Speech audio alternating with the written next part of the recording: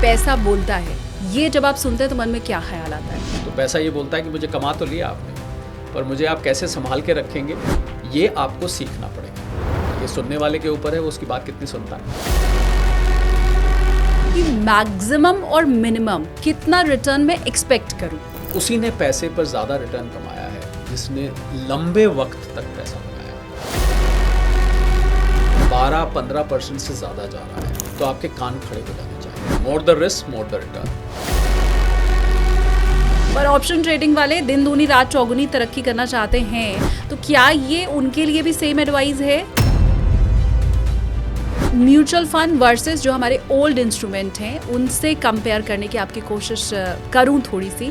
Mutual fund मुझे इससे ज़्यादा कितना दे देगा जो मैं उधर जाऊं? जिन लोगों ने म्यूचुअल फंड में पिछले 5 साल में भी अच्छे फंड्स में लगाया, उनका पैसा लगभग 3 गुना से ज़्यादा। तो क्या मैं अपनी एफडी और आरडी का सारा पैसा स्मॉल कैप में डाल सकती हूँ? आपको अपनी इन्वेस्टमेंट्स एक स्ट्रैटेजी होती है, उसको हम बोलते हैं मल्टी एसेट एलोकेशन। ऐसे करके चलना चाहिए। आपके पास अगर मान लीजिए 1 लाख रुपया है तो आपको 20-20 हज़ार 5 अलग अलग एसेट्स में बांट के रखना चाहिए। रिसेशन अगर आता है तो आहट भारत में ज़रूर सुनाई देगी, तो क्या उस कंडीशन में मैं वो वाला थंब रूल लगा सकती हूँ कि मार्केट डाउन जाएगा तो गोल्ड अप जाएगा, उधर इन्वेस्टमेंट थोड़ा सा बढ़ा दो? 38 ट्रिलियन डॉलर का शालिनी अमेरिका की अर्थव्यवस्था के ऊपर कर्ज आ चुका है। 30 ट्रिलियन डॉलर की अर्थव्यवस्था और उस पर सोने पे सुहागा ट्रम्प साहब की नीतियाँ। यूरोप के तो बहुत सारे देश इस समय ऑलरेडी रिसेशन पे दस्तक दे रहे हैं। फ्रांस है, जर्मनी है, इटली है, यूके की तो बहुत टाइम से बुरी हालत है।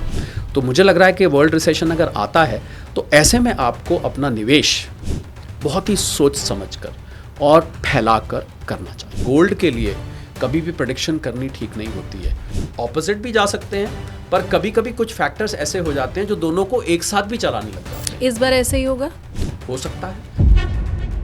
मेरी सैलरी का कितना % मैं लोन ले सकती हूँ? जब तक ईएमआई आपके लिए सरदर्द ना बन जाए तब तक ईएमआई कोई दिक्कत नहीं है। मुझे लगता है आपका लोन आपकी इनकम से 30-40% से ज़्यादा नहीं होना चाहिए। तो एक घर बनाने के बाद क्या दूसरे घर की ज़रूरत रेंटल इनकम के लिए है, या वो पैसा म्यूचुअल फंड में डालना सही है? रेंटल इनकम के लिए दूसरे घर में निवेश तभी करिए अगर वो घर की कीमतें बढ़ने वाली हैं तो।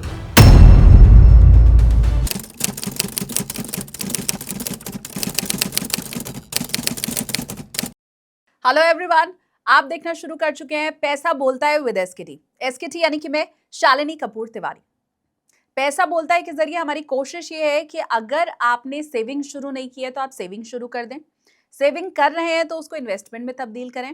इन्वेस्टमेंट शुरू अगर हो चुका है तो वो सही दिशा में हो, और इसीलिए इस क्षेत्र के एक्सपर्ट्स को हम बुलाते हैं। आज जो मेहमान है मेरे साथ पैसा बोलता है में, उन्हें आप दशकों से टीवी चैनल्स पर देख रहे हैं। इकोनॉमिस्ट के तौर पर भी हम उन्हें पहचानते हैं। इन्वेस्टमेंट का कोई भी क्षेत्र हो, सबके वो माहिर हैं। हर बात की आपको जानकारी दे सकते हैं, रुपए पैसों से जुड़ी हुई। मेरे साथ आज रहने वाले हैं शरद कोहली सर। शरद कोहली सर ने बातों बातों में हमें ये बताया कि कैसे वर्ल्ड में रिसेशन की आहट शुरू हो चुकी है। अमेरिका में ये दस्तक दे चुका है, यूरोप में दस्तक देने की तैयारी में है, और अगर पूरे विश्व में रिसेशन आता है तो भारत भी इससे अछूता नहीं रहेगा। थोड़ी आंच भारत पर भी आएगी, और इसीलिए उन्होंने ये समझाया है कि आपके पास लेट्स से अगर 1 लाख रुपए हैं तो आपको कैसे डिवाइड करना है, किस तरह से इन्वेस्टमेंट करना है ताकि रिसेशन में भी आपको नुकसान ना पहुंचे। तो तैयार हो जाइए, मिलकर के हम स्वागत कर लेते हैं। लेकिन उसके पहले मैं बता दूं आपको, अगर जरा भी फील होता है कि आज का पॉडकास्ट आपके काम का है तो अपने दोस्तों तक, रिश्तेदारों तक भी आप इस पॉडकास्ट को जरूर पहुंचाएंगे, शेयर करेंगे। और शुरू करूं मैं पॉडकास्ट, उसके पहले आप इसे लाइक भी कर दीजिए। चलिए अब स्वागत कर लेते हैं। पॉडकास्ट में मेरे साथ हैं शरद कोहली सर। सबसे पहले बहुत स्वागत है सर, पैसा बोलता है में। Thank you so much Shalini. मैं आपसे इन्वेस्टमेंट टिप्स लूँ, कहाँ पैसा लगाना है, बनाना है, वो आपसे जानूँ। उसके पहले आपसे समझना चाहती हूँ कि पैसा बोलता है, ये जब आप सुनते हैं तो मन में क्या ख्याल आता है? ये मन में ख्याल आता है कि पैसा बोलता है, पैसा क्या बोलता है ये ज़्यादा इम्पॉर्टेंट है। पैसा बोलता है कि मुझे समझदारी से इस्तेमाल करिए। पैसा ये बोलता है कि जितना आप चाहते हैं कि पैसा आपके लिए खुशी लाए, तो आपको पैसे के लिए मेहनत करनी चाहिए, पैसा को संभालने के लिए। ऐसा कहा जाता है शालिनी कि पैसे को कमाना आसान है, उसको संभाल के रखना ज़्यादा मुश्किल है। तो पैसा ये बोलता है कि मुझे कमा तो लिया आपने, पर मुझे आप कैसे संभाल के रखेंगे ये आपको सीखना पड़ेगा। और अगर आप चाहते हैं कि आपका पैसा आपके लिए काम करे, और ये बात सबसे ज़ोर से बोलता है पैसा, कि अगर आप चाहते हैं कि पैसा आपके लिए काम करे तो आपको पहले पैसे के लिए काम करना पड़ेगा। यानी कि आपको उसको इन्वेस्ट करना है, कुछ भी करना है तो आपको उसके लिए मेहनत करनी चाहिए। मैंने देखा लोग कहा सुनी में किसी दोस्त ने कह दिया, किसी रिश्तेदार ने कह दिया, इस तरीके से पैसे को लगा देते हैं और बहुत कैजुअली लगा देते हैं और बाद में फिर रिग्रेट करते हैं। या तो रिग्रेट करते हैं या फिर जो रिटर्न वो एक्सपेक्ट कर रहे होते हैं वो नहीं आता। तो पैसा ये सारी बातें मिलके बोलता है। अब ये सुनने वाले के ऊपर है वो उसकी बात कितनी सुनता है। क्योंकि आपने सर रिटर्न की बात की कि वो लगा तो देते हैं, फिर जितना एक्सपेक्ट करते हैं रिटर्न आता नहीं है। मैं ये समझना चाहती हूँ कि मैक्सिमम और मिनिमम कितना रिटर्न मैं एक्सपेक्ट करूँ। देखिए, जितना ज़्यादा रिटर्न एक्सपेक्ट करेंगे उतना ज़्यादा रिस्की होता जाता है। पहले तो ये more the return more the risk, उल्टा भी बोल सकते हैं, more the risk more the return. तो अगर आपको कहीं भी किसी भी निवेश के क्षेत्र में आपको लग रहा है कि आपको रिटर्न, चलिए मैं एक बेंच मार्क बना देता हूँ, 12-15% से ज़्यादा जा रहा है, तो आपके कान खड़े हो जाने चाहिए। इसका मतलब वहाँ पर रिस्क है और वहाँ पैसा डूबने के उतने ही चांस हैं जितना आपको वो रिटर्न आने के चांस हैं। तो इस बात को और उदाहरण के हम तौर पर लें तो मान लीजिए म्यूचुअल फंड्स हैं। म्यूचुअल फंड्स तो बहुत पॉपुलर हैं, आपने कहावत सुनी हो कि म्यूचुअल फंड सही है, उनका स्लोगन है म्यूचुअल फंड एसोसिएशन का। पर स्टॉक मार्केट से ड्रिवन है ज़्यादातर। तो इक्विटी म्यूचुअल फंड्स में आपको पता होगा पैसा ज़्यादा आता है। तो स्टॉक मार्केट तो ईसीजी की तरह होती है। आप ईसीजी का ग्राफ प्लॉट करें तो ऊपर नीचे जाती है। तो किसी साल में बहुत अच्छा रिटर्न आता है। पिछला साल आप देखें सितंबर से लेके और सितंबर 25 तक, तो उसमें तो मार्केट ने बहुत अच्छा नहीं किया, तो म्यूचुअल फंड वालों को रिटर्न भी नहीं अच्छा आया। एसआईपी जो लोग करते थे, सिप जिसको कहते हैं, बहुत सारे लोगों ने अपने अकाउंट बंद करवा दिए क्योंकि उनको लगा कि अब तो ये पैसा उतना आ नहीं रहा है। तो मुझे लगता है कि आप रिटर्न अगर बेहतर एक्सपेक्ट कर रहे हैं तो आपको जो मैजिक मंत्र है शालिनी, मैं बोलना चाहूँगा कि लॉन्ग टर्म है। उसी ने पैसे पर ज़्यादा रिटर्न कमाया है जिसने लंबे वक्त तक पैसा लगाया है। और मेरे बहुत अच्छे मित्र थे, वो दुनिया में नहीं है, मैंने उनके साथ बहुत बार बैठने का मौका भी मिला। राकेश झुंझुनवाला साहब बॉम्बे में होते थे, बहुत जाता था उनके पास, बहुत सीए भी थे, मैं भी बाय क्वालिफिकेशन सीए भी हूँ। तो उनके साथ में बैठता था, वो मुझे यही बात बार बार बोलते थे। तो मैं उनसे कई दफ़े, बहुत पुरानी बात है, मैं उनसे बहस कर जाता था कि in the long term we are all dead, कि इतने लंबे वक्त के लिए आप बात करते हैं, 10 साल 15 साल, हो सकता है हम जिए ही ना। उन्होंने कहा जियो चाहे मत जियो, पैसा तो लंबे वक्त में ही कमाओगे। अब जी गए तो पैसे की मौज ले लेना, और नहीं जी पाए तो अफसोस करना। पर छोटे वक्त में पैसा तो शालिनी 2 ही लोग कमा सकते हैं, या तो जिसकी लॉटरी निकल आए, हाँ, या फिर जिसको वसीयत में मिल जाए, जिसको विल को एंसेस्ट्रल प्रॉपर्टी आपको लमसम दे जाए, कोई आपके बुजुर्ग चले जाएं, आपके नाम कर जाएं। हाँ। बाकी there is no shortcut to earn money, आपको लंबे वक्त तक बना रहना पड़ेगा। तो आपने जो रिस्क की बात करी ना, रिटर्न की बात करी, तो अगर रिटर्न कम भी आ रहा है पर आप लंबे वक्त के लिए इन्वेस्ट कर रहे हैं तो वो रिटर्न कम भी आगे जाके ऑफसेट होके बढ़ जाएगा, कहीं ना कहीं वो आपको रिटर्न दे जाएगा। तो इसका मतलब ये कि ऑप्शन ट्रेडिंग वाले जो इस समय मेरे व्यूवर्स आपको सुन रहे हैं, क्योंकि ऑप्शन ट्रेडिंग वाले तो ये मानते ही हैं कि वो रात में सोएंगे सुबह उठेंगे तो करोड़पति बन जाएंगे, अदरवाइज तो अब शेयर मार्केट में कोई इन्वेस्ट कर ले या सिप कर ले। पर ऑप्शन ट्रेडिंग वाले दिन दूनी रात चौगुनी तरक्की करना चाहते हैं, तो क्या ये उनके लिए भी सेम एडवाइस है कि तुम अगर इंट्रा डे भी कर रहे हो, ऑप्शन ट्रेडिंग कर रहे हो, कुछ भी कर रहे हो, तो रातों रात तो नहीं हो सकता? बहुत अच्छा सवाल आपने पूछा, और आप जब पूछ रही थी तो मेरे को अंदर से बहुत मुस्कुराने का मन कर रहा था, क्योंकि आपने बिल्कुल दुखती हुई रग पर हाथ रख दिया। सेबी की एडवाइजरी आई, मैं क्या कहूँ, इसका जवाब तो सेबी ने दिया कि इसको डेरिवेटिव्स बोलते हैं। ऑप्शन ट्रेडिंग और फ्यूचर ट्रेडिंग को जो ब्रॉड टर्म यूज़ होता है उसको डेरिवेटिव ट्रेडिंग कहते हैं। डेरिवेटिव ट्रेडिंग में 89% लोग पैसा गंवा देते हैं। अब सवाल ये उठता है वो कौन से 11% लोग हैं जो पैसा कमाते हैं? वो बड़े इंस्टीट्यूशंस होते हैं, वो बड़े प्लेयर्स होते हैं। पीछे जेन स्ट्रीट हो, आपने नाम सुना होगा, जो बड़ा पैसा लगाते हैं, बहुत रिसर्च करते हैं, और वो एक तरह से छोटे निवेशकों के पैसे के साथ खेल जाते हैं। और ऑप्शन ट्रेडिंग भी 2 तरीके की होते हैं। हम यहाँ ऑप्शन ट्रेडिंग की डिटेल में तो नहीं जाएंगे। आप बाय करते हैं, आप सेल करते हैं। तो सेल करने वाले अंडरराइटर्स होते हैं, फाइनेंसर्स होते हैं, वो कुछ लोग पैसा कमा जाते हैं। आपने तो रातों रात वाली बात करी, आपको हैरानी होगी, मुझे ऐसे ऐसे लोगों को जानता हूँ 10 बजे इन्वेस्ट करते हैं, वो चाहते हैं 10:15 बजे प्रॉफिट हो जाए, 11 बजे इन्वेस्ट करते हैं, चाहते हैं 12 बजे प्रॉफिट हो जाए, चलिए 10 बजे करते हैं, सोचते हैं 3 बजे तक प्रॉफिट हो जाए। अब मुझे लगता है शालिनी, ये भी शेयर मार्केट ही है, ऑप्शन तो शेयर मार्केट है। शेयर मार्केट में जिसने भी पैसा बड़ा बनाया है, और मैं ये डंके की चोट पे कह सकता हूँ, उसने लंबे वक्त तक बन के बनाया है। छोटे वक्त में, और उसकी वजह मैं बताऊं, ऐसा नहीं है कि सारे ऑप्शन ट्रेडिंग वाले हर वक्त पैसा गवाते रहते हैं। मैं आपको पीछे इसकी चाबी कहाँ है मैं बताता हूँ। आपने मान लीजिए पैसा कमा लिया, आपने रातों रात वाली बात करी, आज मैंने 1 लाख लगाया, कल सुबह मेरा 2 लाख हो गया। अब देखिए कहाँ से लॉस आएगा। आप तो कहेंगे कि 1 लाख कमा लिया, तो आप क्यों कह रहे हैं कि 89% लोग पैसा गवा देते हैं? क्योंकि वो क्या करता है कि वो आपको एक आदत डाल देता है। अब आप क्या करेंगे, वो जो 2 लाख अगले दिन हो गया ना 1 लाख का, अब आप उसको कहेंगे अब मैं 4 करूँ या मैं कम से कम 1 और कमाऊँ। तो आप धीरे धीरे, उसमें एक इंग्लिश में वर्ड होता है इंडल्ज, आप उसमें इंडल्ज होते जाएंगे, और जैसे जैसे आप इंडल्ज होते जाएंगे वो आपको अपनी तरफ खींचता जाएगा। एक काम वो और करेगा, जो आप दूसरा कोई काम करते हैं, बिजनेस है, प्रोफेशन है, नौकरी है, उससे आपका वो मन हटा देगा।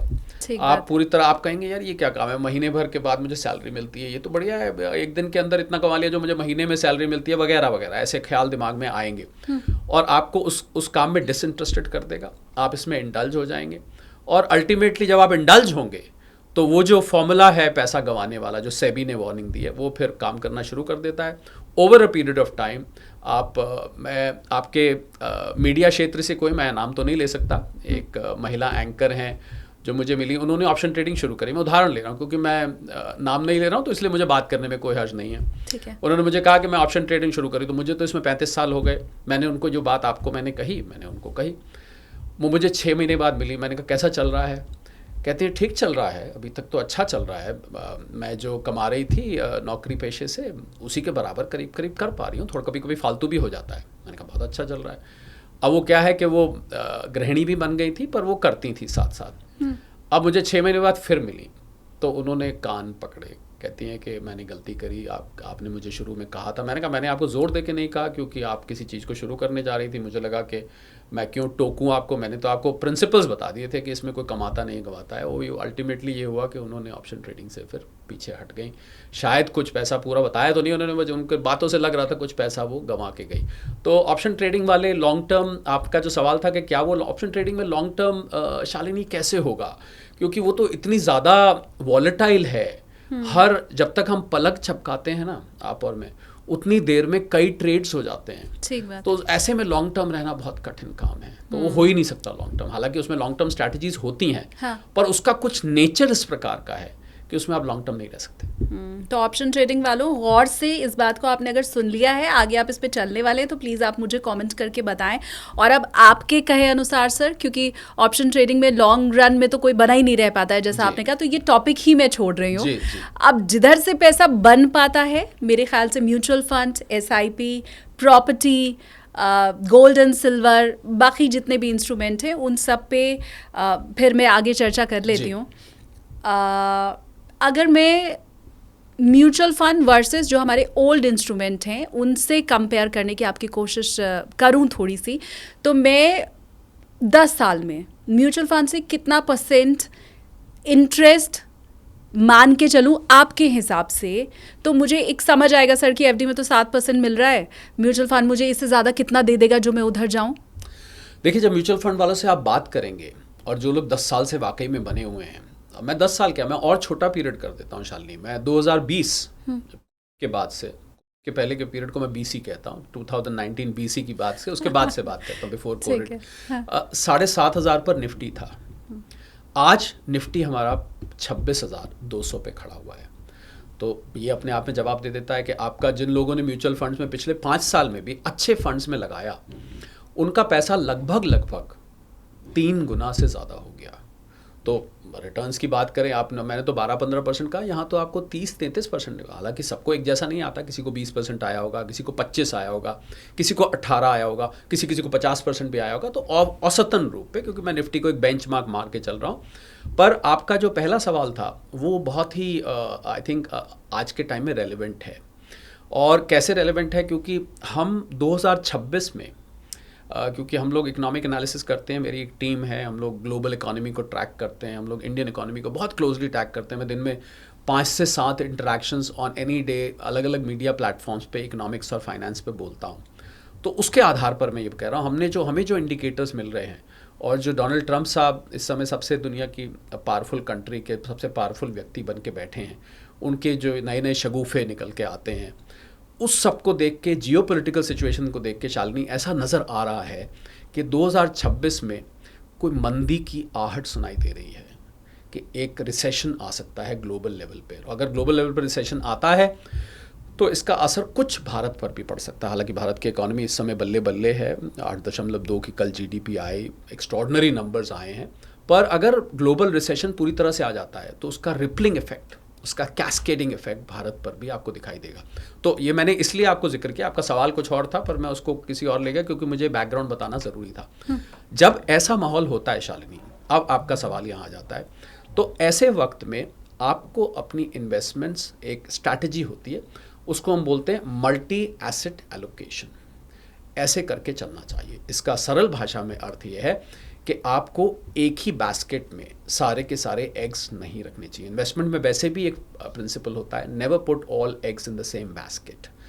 यानी कि आपके पास अगर मान लीजिए 1 लाख रुपया है तो आपको 20-20 हज़ार 5 अलग अलग एसेट्स में बांट के रखना चाहिए।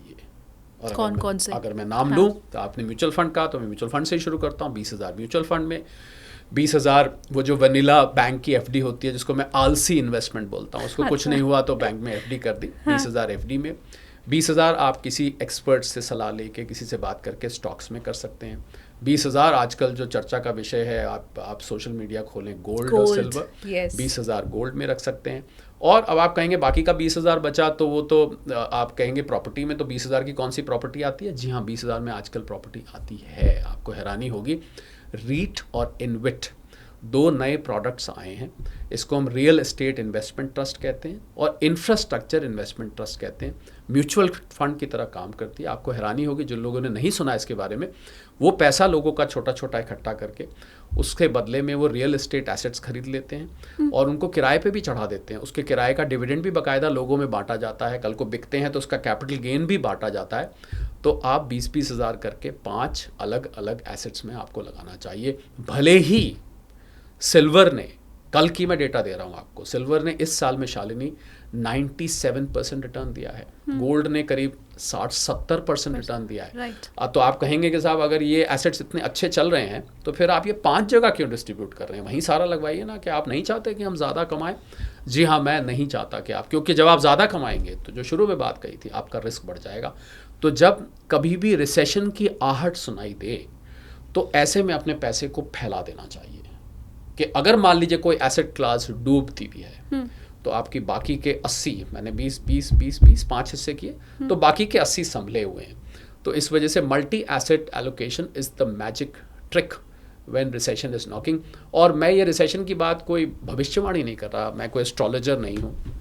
आई एम श्योर आपके प्लेटफॉर्म पे एस्ट्रोलॉजर्स भी आते होंगे जो ग्रहों के आधार पर, शनि की दशा के आधार पर बताते हैं, राहु केतु की दशा के आधार पर। परंतु मैं आपको जो इकोनॉमिक इंडिकेटर्स आ रहे हैं, और आप अगर वैश्विक अर्थव्यवस्था देखें शालिनी, इस समय मुश्किल से 2.5% की रफ्तार से बढ़ रही है।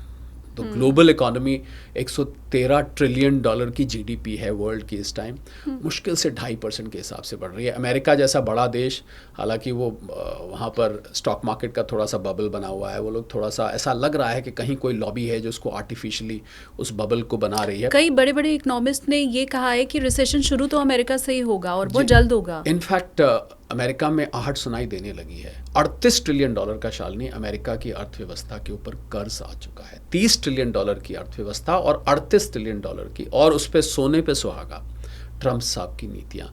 ये जो अमेरिका अपने आप को आइसोलेट करा, कल मैं मज़ेदार बात ही, कल किसी प्लेटफॉर्म पे था, डिबेट चल रही थी, तो थर्ड वर्ल्ड नेशंस पे ट्रम्प साहब ने कमेंट किया जब अफगानिस्तान का बदकिस्मती से बहुत ही कंडेम करने वाला एपिसोड है, जो अफगानिस्तान के किसी नेशनल ने वहाँ पर गोली चलाई वाशिंगटन डीसी में, उसको हम कंडेम करते हैं। पर उसके रिएक्शन में ट्रम्प साहब ने कहा कि हम थर्ड वर्ल्ड नेशंस को अब आने नहीं देंगे यहाँ पर, उनके सिटीजन्स को। तो उन्होंने एक ही ब्रश से सारी थर्ड वर्ल्ड को पेंट कर दिया। पहली बात तो थर्ड वर्ल्ड एक आउटडेटेड टर्म है, आजकल नहीं इस्तेमाल किया जाता, कोल्ड वॉर के टाइम यूज़ किया जाता था। तो मैं कल प्लेटफॉर्म पे था तो मैं कह रहा था, आप जब दुनिया का नक्शा उठाते हैं ना, तो जो लोग, वर्ल्ड मैप तो सबके दिमाग में है ही है, तो आप देखते हैं अमेरिका एकदम दुनिया से अलग है। बीच में अटलांटिक ओशन है और फ्लैट मैप अगर आप रखेंगे तो Right. दुनिया से अलग, बाकी का यूरोप एशिया सब आपस में जुड़े हुए हैं। एक ऑस्ट्रेलिया डाउन अंडर बोलते हैं, पर कि अमेरिका बड़ा नेशन है। अब मैं एक तो जोग्राफिकली अलग था, पर ऐसा लग रहा है कि ट्रम्प साहब अमेरिका को बिल्कुल ही आइसोलेट कर रहे हैं। वो दुनिया से संपर्क नहीं रखना चाहते। मल्टीलेटरलिज्म जिसको हम कहते हैं डिप्लोमेसी में, उससे वो हट के बायलेटरलिज्म पे भी नहीं, पता नहीं कौन उनका दोस्त है, क्या वो चाहते हैं, किसको वो प्रसन्न करने की कोशिश कर रहे हैं। तो इन सब बातों को देखते हुए सोने पे सुहागा, मुझे लग रहा है वो रिसेशन जल्दी। और यूरोप के तो बहुत सारे देश इस समय शालिनी ऑलरेडी रिसेशन पे दस्तक दे रहे हैं। फ्रांस है, जर्मनी है, इटली है, यूके की तो बहुत टाइम से बुरी हालत है। तो मुझे लग रहा है कि वर्ल्ड रिसेशन अगर आता है तो ऐसे में आपको अपना निवेश बहुत ही सोच समझ कर और फैला कर करना चाहिए। एक काउंटर इस पे मेरा सर ये है, आपने कहा कि 20-20-20 करके 5 एसेट में आप इसको बांट दो। हम हमेशा से ये सुनते आए हैं, जिसको इकोनॉमी की समझ नहीं है वो भी ये जानता है कि शेयर मार्केट जब गिरता है तो सोना चांदी बढ़ता है। ये मतलब एक थंब रूल बताया जाता है।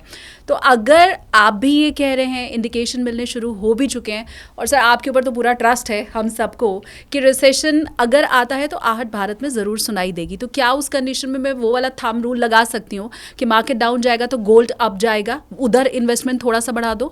शालिनी, ये ऐसा अक्सर लोग मानते हैं कि मार्केट एक तरफ जाएगा तो गोल्ड दूसरी तरफ जाएगा और वाइस वर्सा, पर हमेशा ऐसा नहीं होता है। आप अगर मैं अभी आपको 2 दिन पहले का एग्जांपल दे देता हूँ।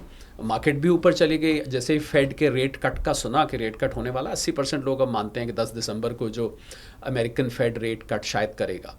तो अगर रेट कट हुआ तो गोल्ड भी चढ़ने लग गया और मार्केट ने भी 320 पॉइंट निफ्टी की छलांग मार दी एकदम से।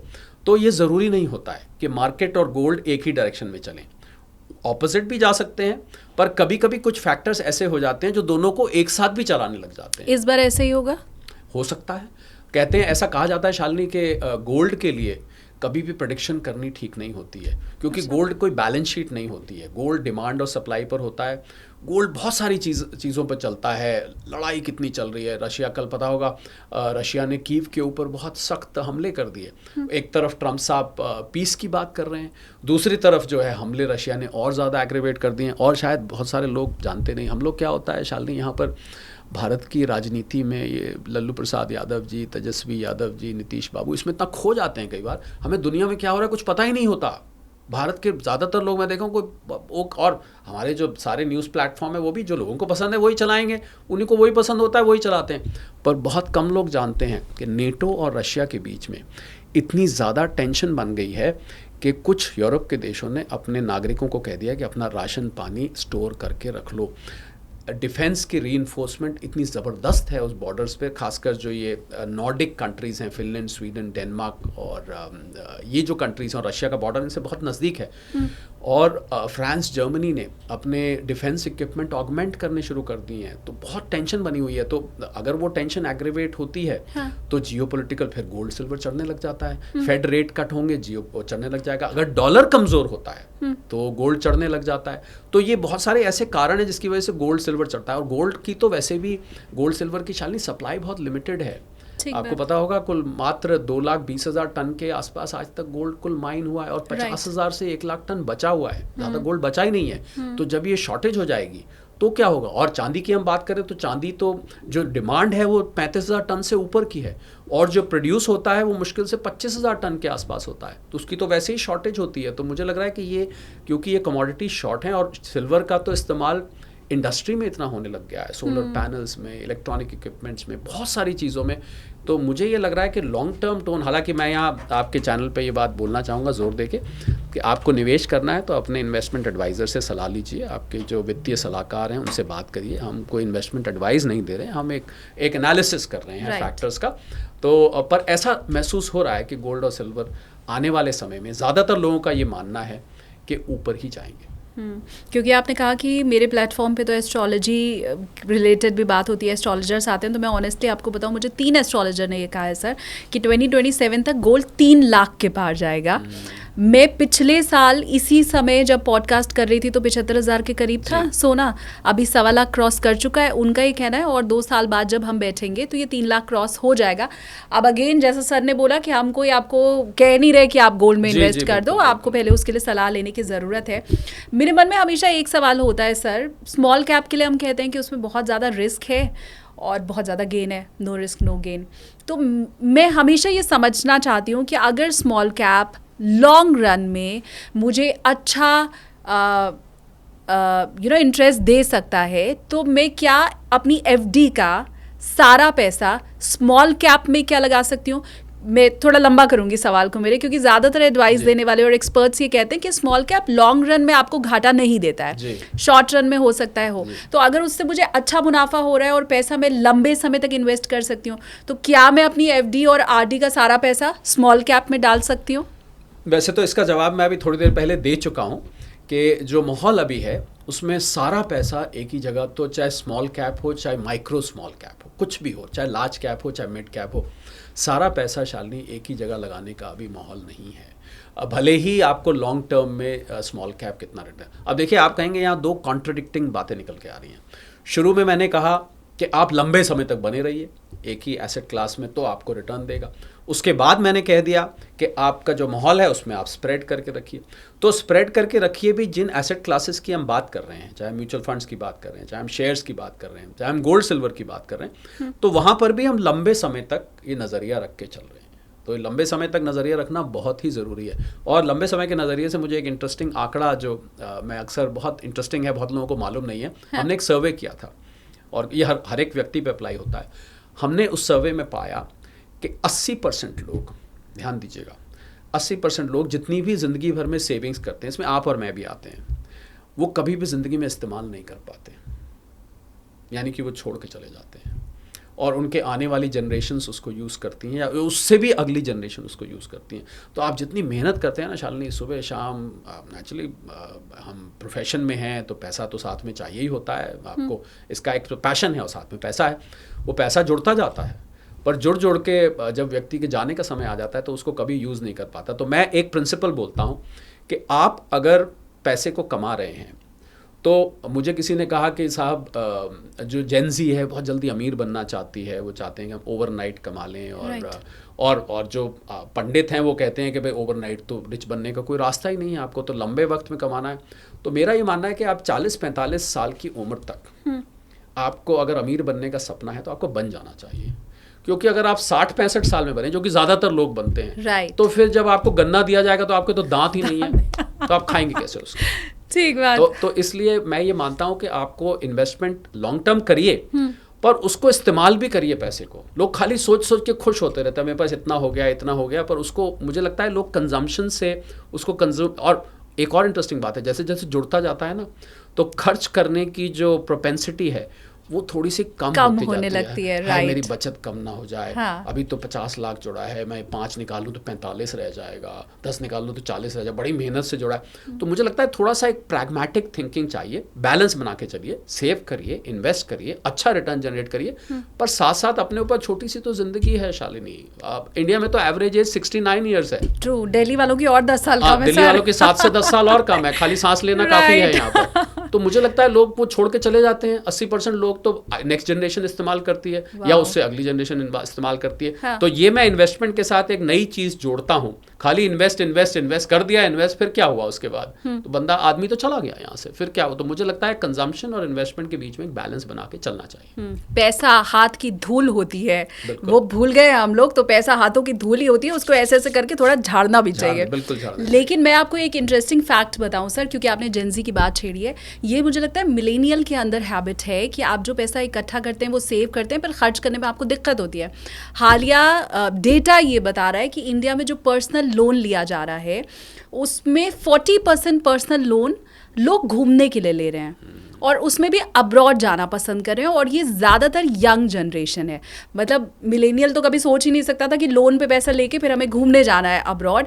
ये पैसा ले रहे हैं लोन पे, घूमने जा रहे हैं, और फिर 2-2 साल तक उसकी EMI पे कर रहे हैं। तो ये लोन लेके जो घूमने वाली प्रवृत्ति है, लोन लेके आईफोन खरीदने की जो प्रवृत्ति है, लोन लेके गाड़ियाँ खरीदने की, घर अपनी हिसाब से ज़्यादा लेने की प्रवृत्ति है, ये कहाँ तक सही है वो भी बताइए। ये जो लोन लेके घूमने जा रहे हैं, हाँ। ये भी ठीक नहीं है, क्योंकि आप घूमने जा रहे हैं, आपने क्या किया, घूम के तो मज़े ले लिए, छुट्टी आपकी हफ्ते की, 10 दिन की, 15 दिन की, महीने की छुट्टी चले जाएंगे, उसके बाद आप 3 साल तक उसकी EMI देते रहेंगे, वो क्या फ़ायदा। मैं जो बात कह रहा था, मैं ये कह रहा था कि आपको घूमिए, पर जो आपका कमाया हुआ पैसा है उसमें से घूमिए। लोन लेके नहीं घूमना है, कंजम्पशन करिए, मौज करिए, आईफोन खरीदिए, महंगी चीज़ें खरीदिए, कार खरीदिए, पर अपने जुड़े हुए पैसे में से खरीदिए। मैं ये कह रहा था शालिनी कि खाली जोड़ते ही रह जाइए, वो भी गलत है, और खाली रहने में कंजूसी करते रहिए, वो भी गलत है। मुझे एक रूल बताइए ना सर कि मेरी सैलरी का कितना % मैं लोन ले सकती हूँ, और जो आप मुझे जितना % लोन लेने के लिए कह रहे हैं, क्या उसमें car loan, home loan, AC loan, TV loan, ये सब कुछ आ जाता है क्या उसमें? जब तक EMI आपके लिए सरदर्द ना बन जाए तब तक EMI कोई दिक्कत नहीं है। मुझे लगता है कि अगर आपकी सैलरी 1 लाख है, वैसे तो ये पर्सन टू पर्सन डिफर करता है, क्योंकि हर किसी का लाइफस्टाइल अलग होता है, हर किसी का फैमिली साइज़ अलग होता है, हर किसी की प्रेफरेंसेस अलग होती है। किसी को घर अच्छा पसंद है, किसी को गाड़ी अच्छी पसंद है, किसी को खाली फ़ोन अच्छे से तसल्ली हो जाती है, किसी को कपड़े अच्छे पसंद है। तो ये पर्सन टू पर्सन डिफर करता है। पर हाँ, एक औसतन हम बात करें, मुझे लगता है आपका लोन आपकी इनकम से 30-40% से ज़्यादा नहीं होना चाहिए। यानी कि जो आप रीपे कर रहे हैं, 1 लाख अगर आपकी सैलरी है तो आप महीने का 30-40 हज़ार से ज़्यादा उसमें से रीपे मत करिए, वरना आपकी जो रोज़मर्रा की ज़रूरतें हैं उसमें भी कमी दिखने लग जाएगी, और वो आपके लिए सरदर्दी बन जाए। और कहीं गलती से नौकरी नहीं रही और इनकम आनी बंद हो गई किसी वजह से, तो फिर तो आपके लिए बहुत बड़ी मुसीबत खड़ी हो जाएगी। तो लोन उतना ही लीजिए जितना आप आसानी से उसको रीपे कर पाएँ। कोशिश तो करनी चाहिए कि लोन नहीं लेना चाहिए, पर अगर आपको लग रहा है कि आप कंफर्टेबल हैं EMI देने में, मेरी इतनी इनकम है कि मैं लोन दे सकता हूँ। मैंने एक न्यूज़ प्लेटफॉर्म पे अभी शो किया था, बड़ा उसमें उसको अच्छे तरीके से ट्रोल भी हुआ, पर वो बात सच्ची थी, बहुत लोगों ने उसको अप्रिशिएट भी किया। किसी व्यक्ति की सैलरी 6 लाख रुपए महीने थी, 5 लाख रुपए, 6 लाख रुपए महीना। आप मानेंगे नहीं, उसके टोटल लाइबिलिटीज़ EMI की, घर का लोन, महंगी कार ली हुई थी, अब CEO साहब थे, 60-70 लाख सैलरी थी, तो गाड़ी भी साधारण नहीं, उन्होंने मर्सिडीज़ वगैरह रखी हुई थी। सारा मिला के 3,70,000 रुपये उनका किस्तों में चला जाता था। 5 लाख सैलरी में 3,70,000 3,70,000 किस्तों में चला जाता था। बच्चों महंगे स्कूल में थे, 50-60 हज़ार बच्चों का खर्चा था।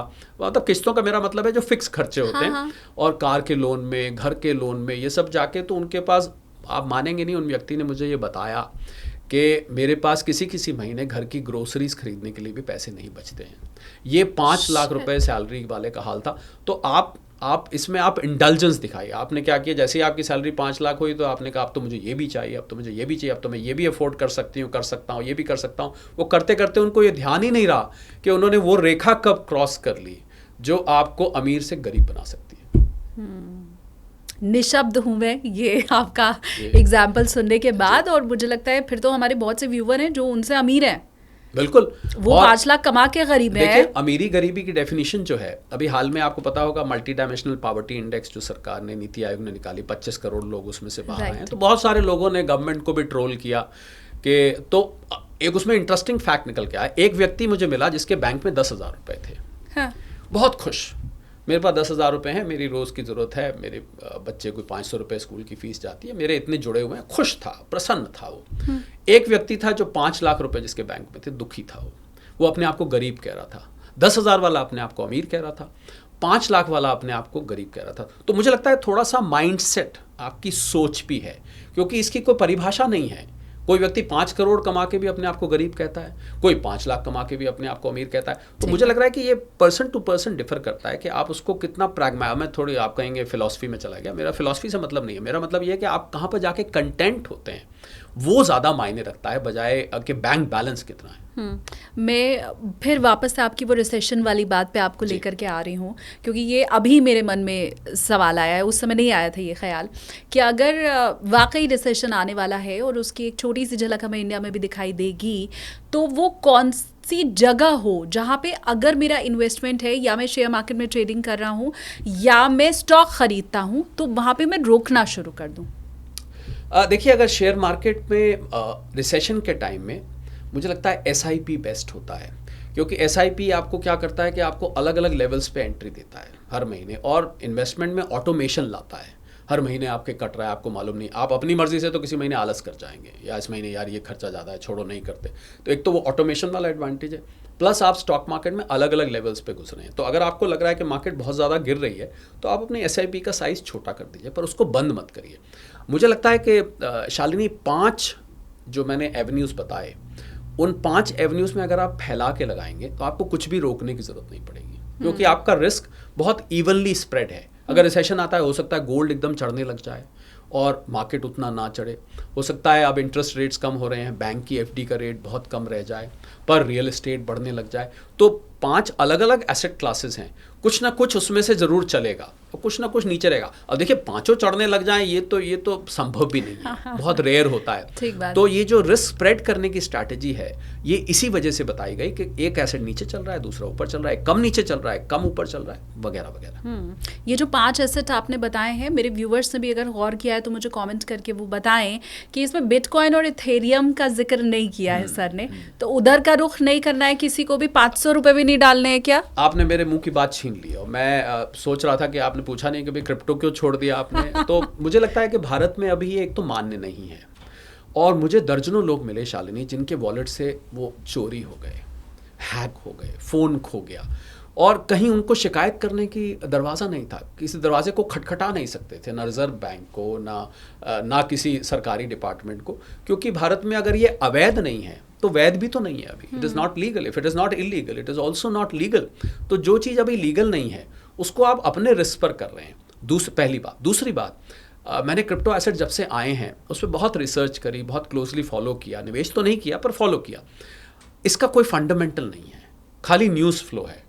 ट्रंप साहब ने वर्ल्ड लिबर्टी फाइनेंस बनाई, पाकिस्तान में जाके अपने रिश्तेदारों के लिए कंपनी चढ़ने लग गया, बबल के बाद सुनाई दी, गिरने लग गया, कहीं कोई एटीएम खुलता हुआ कि न्यूज़ पता लगी, चलने लग गया, कहीं पता लगा कि क्रिप्टो एसेट बहुत बड़े लेवल पे हैक हो गए हैं, बंद हो गया, कोई कॉइन एक्सचेंज खुल गया, कोई क्रिप्टो एक्सचेंज खुल गया नया, चलने लग गया।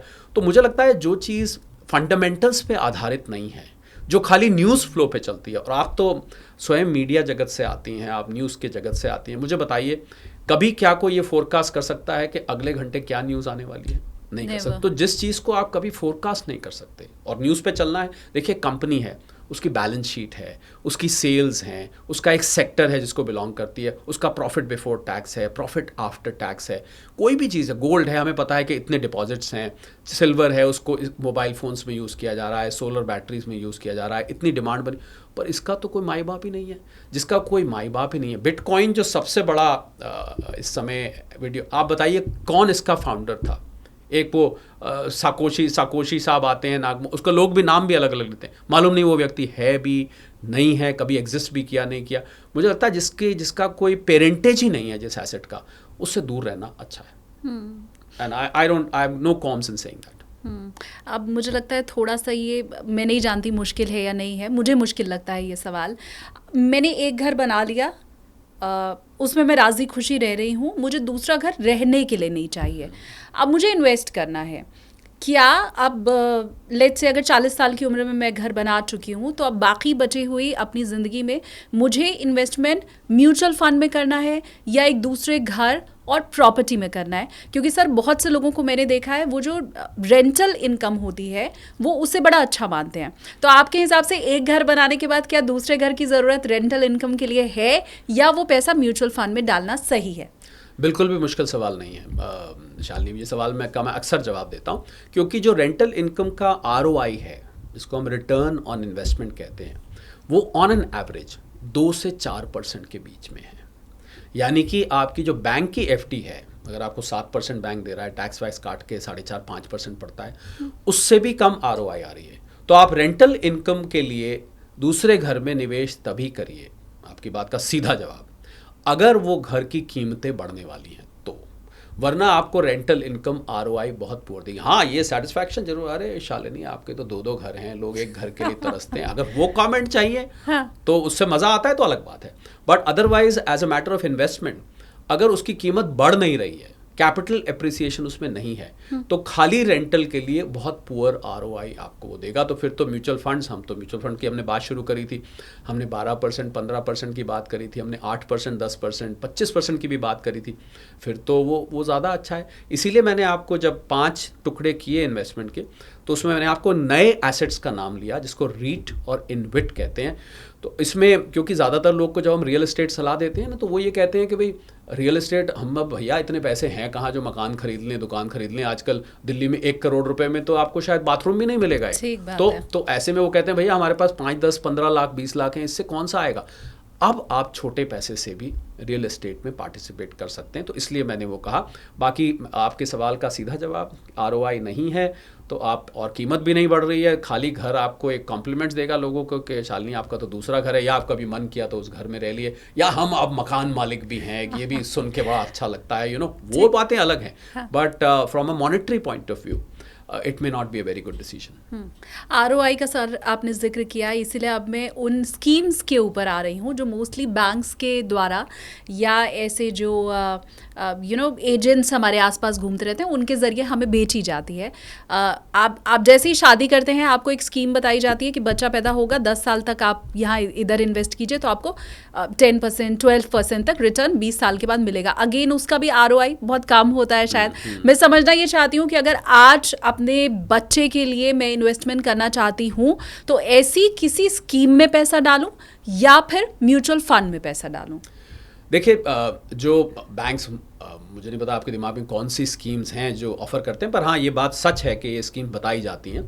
पहली बात तो ये स्कीम ज़्यादातर इंश्योरेंस और इन्वेस्टमेंट का ब्लेंड होती है, तो कभी भी इंश्योरेंस और इन्वेस्टमेंट को ब्लेंड नहीं करना चाहिए। अगर आप कोई ऐसी स्कीम में कर रहे हैं जो कि इंश्योरेंस भी है इन्वेस्टमेंट भी है, जो आपको बैंक वाले या इंश्योरेंस वाले आके बताएंगे, हाँ, तो उसमें ना आप उधर का बेस्ट ले पाएंगे ना इधर का बेस्ट ले पाएंगे। इंश्योरेंस और इन्वेस्टमेंट को मिक्स नहीं करना चाहिए, उसको अलग करके चलिए। तो काफ़ी सारी स्कीम्स, तो आपका जवाब इसमें आ गया क्योंकि वो स्कीम्स वैसी होती हैं।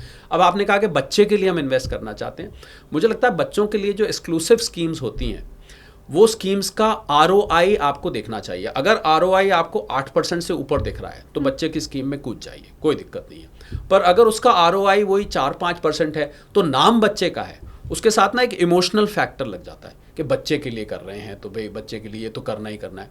पर अगर जो मैंने आपको शुरू में बताया 5 एसेट क्लास में आप कर रहे हैं तो बच्चे के लिए भी तो वही काम आ जाएगा ना। बच्चे के नाम से आपने करना है, वो एक, मुझे लगता है एक सेंटिमेंटल, एक इमोशनल, एक सोशल बन जाता है कि बच्चे के नाम से हमने कर रखा है। पर आप जो अपने नाम से कर रहे हैं वो भी बच्चे का है, और जब बच्चा 18 साल का हो जाएगा या हो जाएगी तो उसके नाम से आप कर सकते हैं।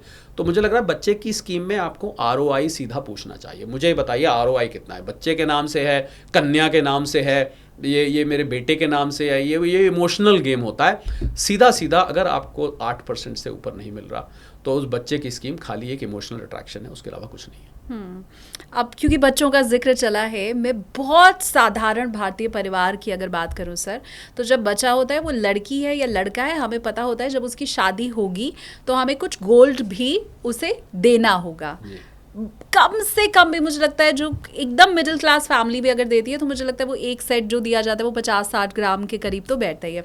अब आप मुझे ये बताएं, क्योंकि उसकी तैयारी बहुत पहले से शुरू हो जाती है, तो उसके लिए इन्वेस्टमेंट क्या गोल्ड सेट, चेन, या मैं बर्थडे पे एक रिंग मैंने ख़रीद ली है या ईयर रिंग ख़रीद ली है, ऐसे करें, या आज भी गोल्ड ETF, जितना मैं समझती हूँ बहुत कम परसेंटेज है लोगों का उसमें इन्वेस्ट करने का, तो उधर आप लोगों को बढ़ने को कहेंगे, इधर कम होने और उधर बढ़ने को, ऐसा आप कहेंगे क्या? बहुत अच्छा सवाल आपने पूछा, शादियों का सीज़न है और बहुत अच्छा। तो इस थोड़ा सा अब इसमें एक नया नज़रिया आया है। जो आप कह रही हैं वो सब ठीक है कि एक सेट देना होता है, वो बनाना होता है, वो सब ठीक है। थोड़ा सा उसमें अब बदलाव आया है जब से गोल्ड की प्राइसेस बढ़ी हैं। बदलाव ये आया है शालिनी कि मुझे बहुत सारे ज्वेलर्स मिले, बड़े ज्वेलर्स, छोटे ज्वेलर्स मिले, तो ऑर्नामेंटल वैल्यू गोल्ड की और गोल्ड की इन्वेस्टमेंट वैल्यू दोनों को अलग कर देने का समय आ गया है। अब इसका अर्थ क्या है? इसका अर्थ यह है कि अगर आपको किसी शादी ब्याह में जाना है और आपको ऐसी शादी ब्याह है जहाँ आपका एक अच्छा गोल्ड पहना हुआ दिखना ज़रूरी है, whatever you are wearing should be very very nice, तो मुझे लगता है आपको 9 कैरेट, 14 कैरेट, 18 कैरेट पर ही अपने आप को रोक देना चाहिए। क्योंकि अगर आप वो ज्वेलरी का पीस अपनी बेटी को या बहू को इसलिए दे रहे हैं कि ये सेट इसके आगे जाके मुसीबत में काम आएगा, तो it may not be a very good decision. Reason उसमें इम्प्योरिटी है, उसमें मेकिंग चार्जेस हैं। इसकी बजाय आप उनके नाम पे एक ETF कर दीजिए ना, उसमें कोई इम्प्योरिटी नहीं है, कोई वो नहीं। या बार और कॉइन दे दीजिए, अगर आपके पास रखने की समस्या नहीं है तो आप बार और कॉइन्स दीजिए जिसमें कोई मिलावट नहीं होती, जो 24 कैरेट्स के हॉलमार्क सर्टिफाइड मिलते हैं। ज्वेलरी को एज एन इन्वेस्टमेंट नहीं देखना चाहिए। हालांकि मैं ये कहना चाहूँगा, जिन लोगों के पास पुरानी ज्वेलरी पड़ी है, और आपको हैरानी होगी, भारतीय घरों में गोल्डमैन सैक्स की रिपोर्ट कहती है 30,000 टन सोना पड़ा हुआ है यहाँ पर। अमेरिका का पूरा अपना ऑफिशियल रिजर्व 8,000 टन से थोड़ा सा फालतू है, यहाँ 30,000 टन के करीब गोल्ड पड़ा है। मुझे लगता है वो जो पुराना पड़ा हुआ है, जिसने आपको हमारी दादी जी, नानी जी वो कहेंगी, बेटा हमारे टाइम पे तो गोल्ड जो है ना वो 100 रुपये तोला मिलता था, 10 रुपये तोला मिलता था। आपको अक्सर सुनने उनका तो ठीक है, 100 रुपये से आज आप 1,30,000 रुपये 10 ग्राम बेच रहे हैं, वहाँ तक तो ठीक है।